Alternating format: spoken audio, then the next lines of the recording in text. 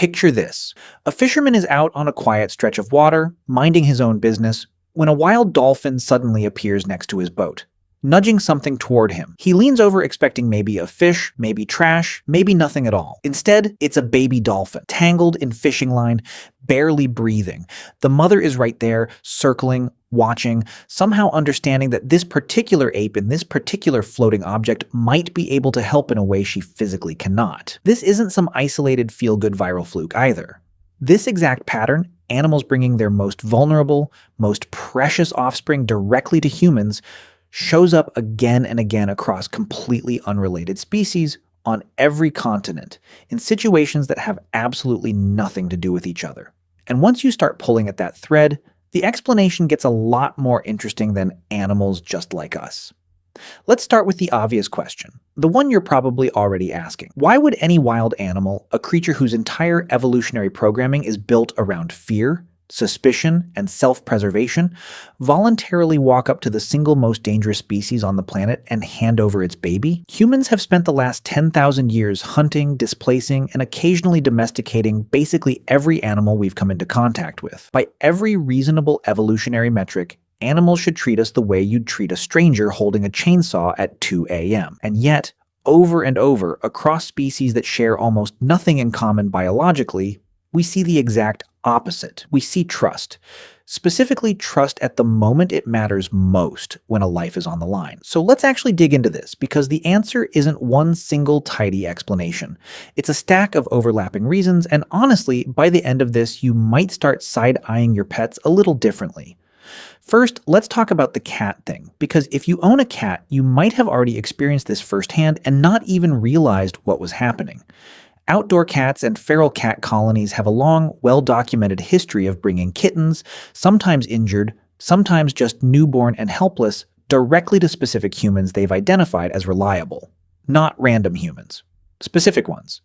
The neighbor who leaves food out, the person who once helped a stray with a thorn in its paw 3 months ago, and was apparently never forgiven for it, because now there's a steady stream of kittens showing up on the porch like some kind of furry subscription service nobody signed up for. Cats are incredibly good at building what researchers sometimes call a mental map of safe versus unsafe entities in their environment. They watch. They remember. They notice which humans are calm, predictable, and food-providing, versus which humans are loud, erratic, or prone to chasing them off with a broom. Once a cat builds enough trust in a particular human, that human essentially gets reclassified, mentally, from potential threat to something closer to extension of the colony. And once you're inside that mental category, you start getting access to the same protective instincts a mother cat would extend to another trusted adult cat. The kittens get brought to you not because the cat thinks you're magic, but because you've already passed a months-long, completely unspoken background check. Now here's where it gets stranger, because this same pattern of test, evaluate, trust, then deploy the babies shows up in animals that are nowhere near as domesticated as your average backyard cat colony.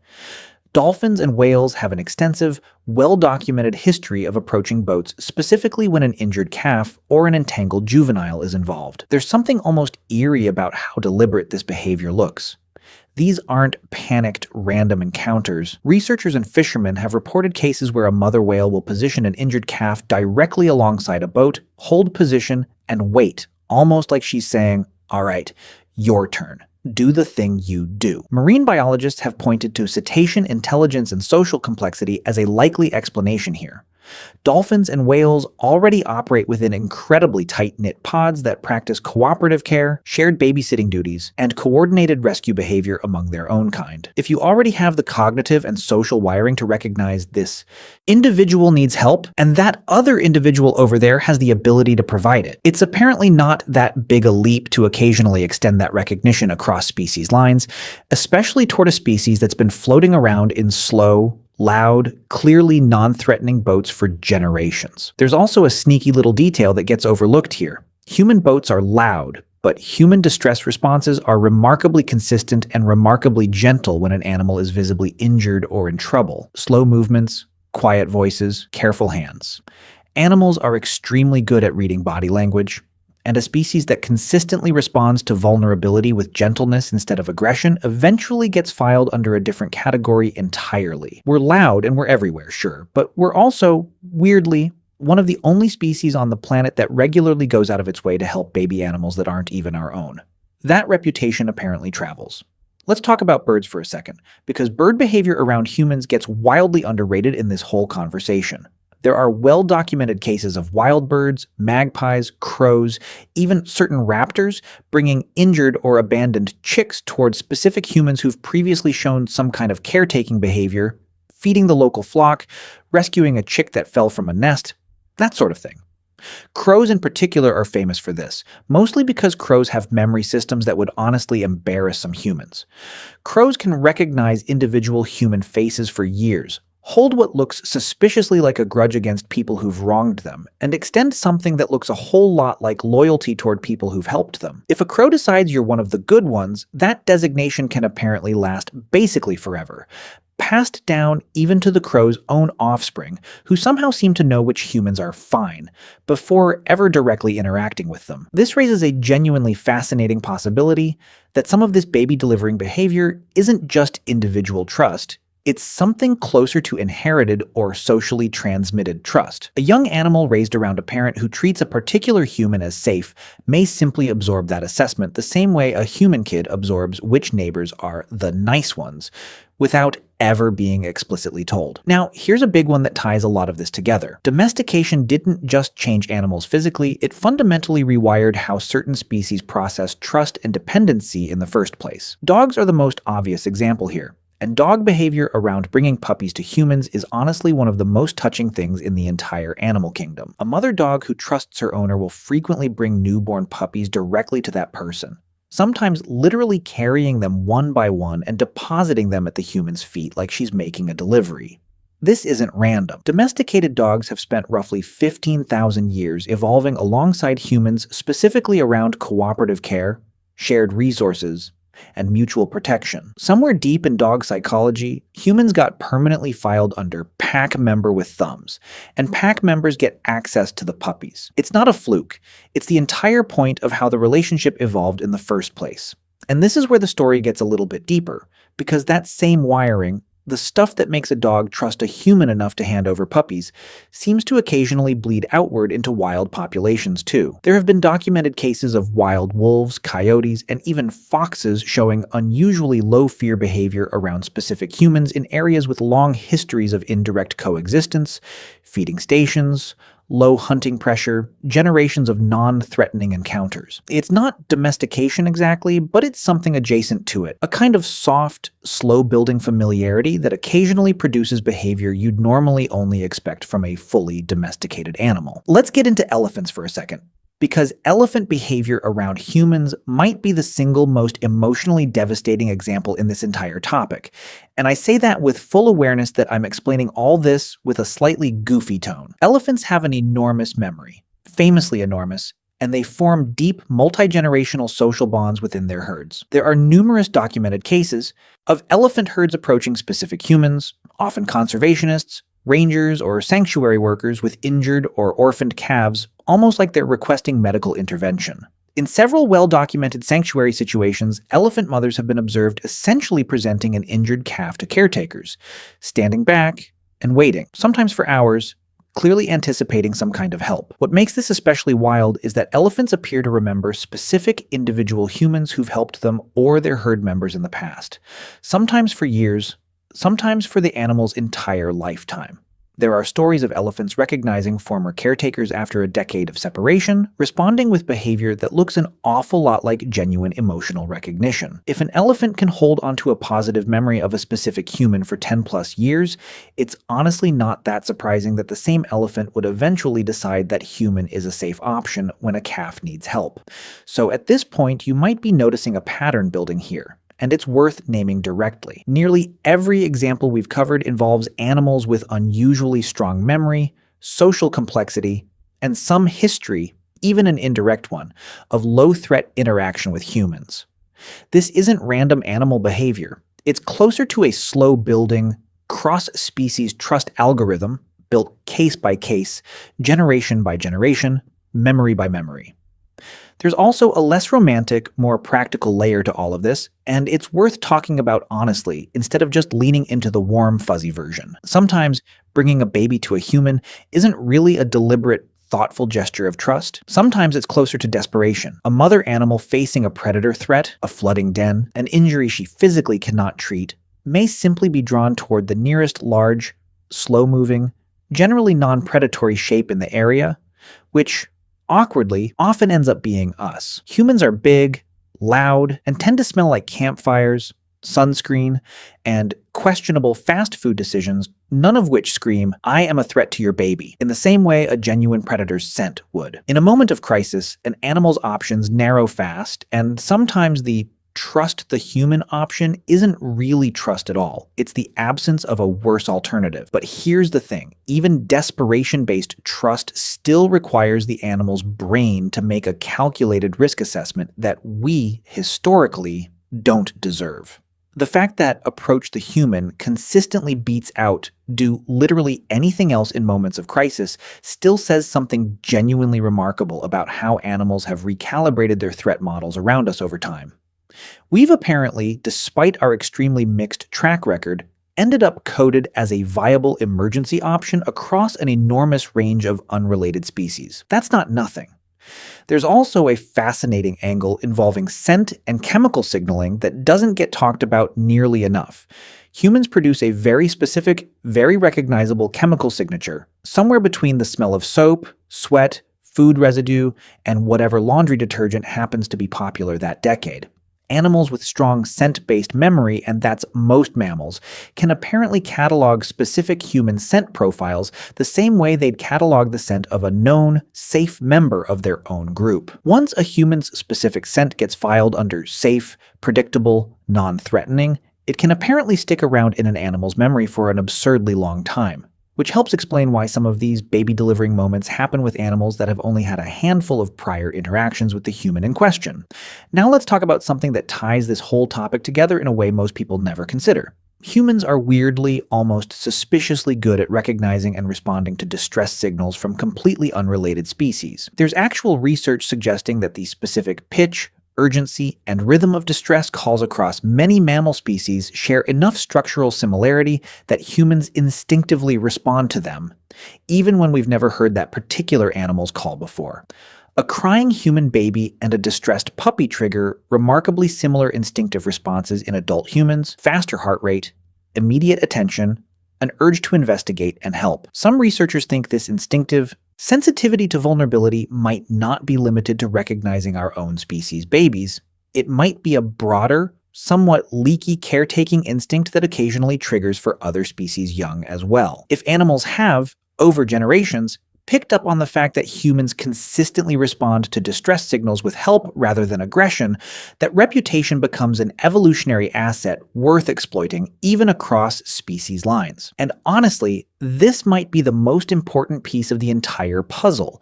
We're one of remarkably few species on the planet that regularly, voluntarily, and repeatedly intervenes to help offspring that aren't our own and aren't even our own species. Most predators in nature view another species' vulnerable young as, well, lunch. Humans, despite an admittedly rocky overall relationship with the natural world, have built up a surprisingly consistent reputation across multiple unrelated animal groups as the one species that tends to choose help over harm when a baby animal is in distress.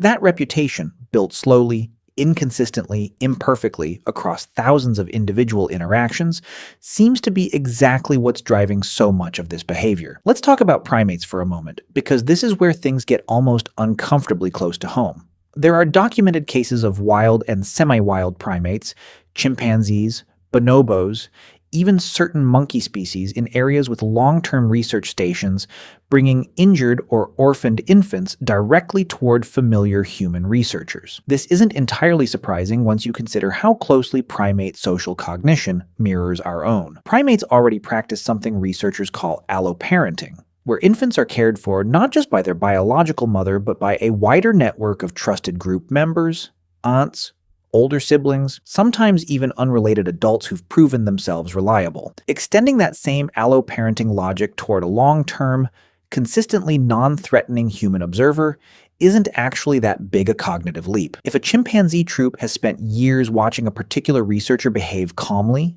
predictably, and helpfully, that researcher essentially gets absorbed into the troop's mental map of acceptable infant-adjacent adults, which is a wildly specific category to earn membership in, but apparently achievable with enough patience and zero sudden movements. There's an entire branch of research dedicated to something called the human as safe haven hypothesis. And while that name sounds like it belongs in a fairly dry academic journal, the actual idea behind it is genuinely fascinating. The theory suggests that across multiple independently evolved social species, individual animals can form what's essentially an attachment-style relationship with specific humans. Similar in structure, though obviously not in depth, to the attachment bond between a human infant and a caregiver. Animals that form this kind of bond don't just tolerate the human in question, they actively seek them out during moments of stress, the exact same way a frightened toddler runs toward a parent instead of away from danger in a random direction. If a wild animal has formed even a rough version of that bond with a specific human, bringing a vulnerable baby toward that person during a crisis stops looking strange at all. It starts looking like exactly what you'd expect from any creature seeking out its version of a safe haven. It's also worth mentioning just how consistently this pattern shows up specifically around moments of medical necessity rather than just casual social bonding. Animals don't typically bring their babies to humans to hang out or socialize. They bring them when something is clearly, visibly wrong. An injury, an entanglement, a respiratory problem, a wound that needs cleaning. This detail matters because it suggests these animals aren't just comfortable around humans in a general sense. They're making something that looks suspiciously like a triage decision. They've identified a problem beyond their own capability to fix, and they've identified a specific entity in their environment that has, in the past, demonstrated some ability to fix exactly that kind of problem. That's not blind trust. That's something closer to outsourcing a task to a specialist, which is a frankly impressive cognitive maneuver for an animal that, biologically speaking, has every evolutionary reason to keep predators and strangers as far away from its vulnerable offspring as physically possible. It's worth pointing out that this trust isn't universal, and it's definitely not unconditional. Animals that have had consistently negative experiences with humans, hunted populations, heavily persecuted species, animals living in areas with high human conflict show none of this behavior. The baby delivering pattern shows up almost exclusively in populations with either a long history of low conflict coexistence, individual positive past experiences, or species with unusually strong memory and social cognition that allow them to make nuanced, case-by-case judgments about specific humans rather than judging our species as a whole. In other words, animals aren't trusting humanity in general. They're trusting you, specifically the one who left food out, who moved slowly and quietly during a previous encounter, who didn't scream and run the last time something wild and unexpected showed up nearby.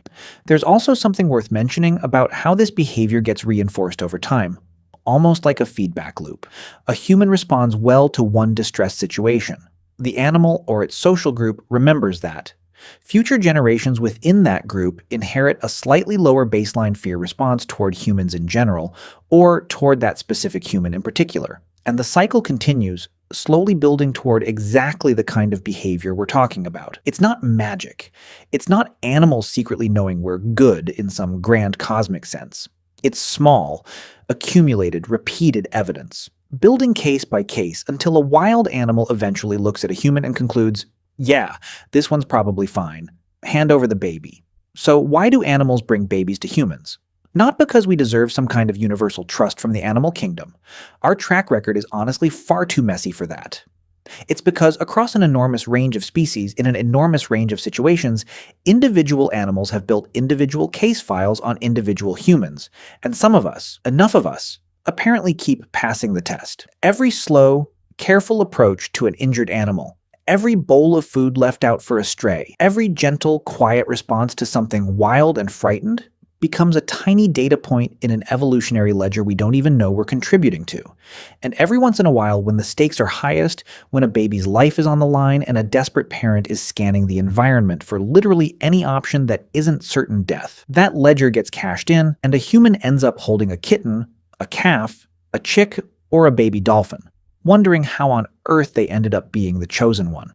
Turns out, we didn't get chosen randomly at all. We got chosen because somewhere along the way, despite everything, we earned it. There's one last layer to this that almost never makes it into the conversation, and it might actually be the most quietly profound part of the entire thing. This behavior changes us too. Every documented case of an animal trusting a human enough to hand over its most vulnerable offspring tends to have a ripple effect on the human involved, and often on entire communities around them.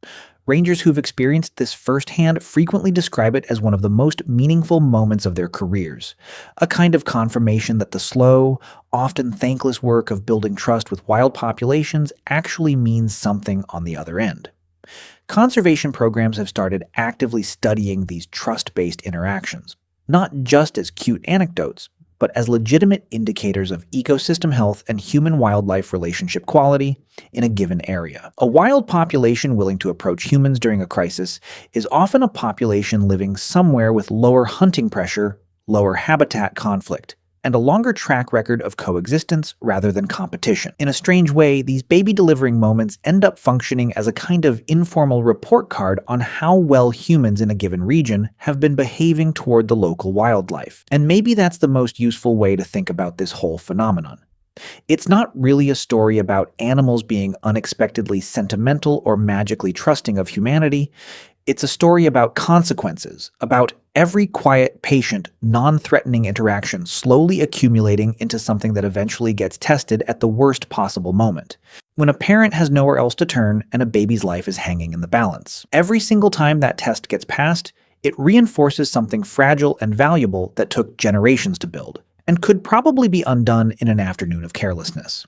So the next time you hear about a dolphin nudging an injured calf toward a boat, or a stray cat parading kittens onto someone's porch, or an elephant herd standing patiently beside a calf waiting for help, don't just file it away as a wholesome animal video. File it away as proof that every once in a while, across an entire planet full of species that have every reason to fear us, we've somehow managed to convince a few of them that we're worth the risk.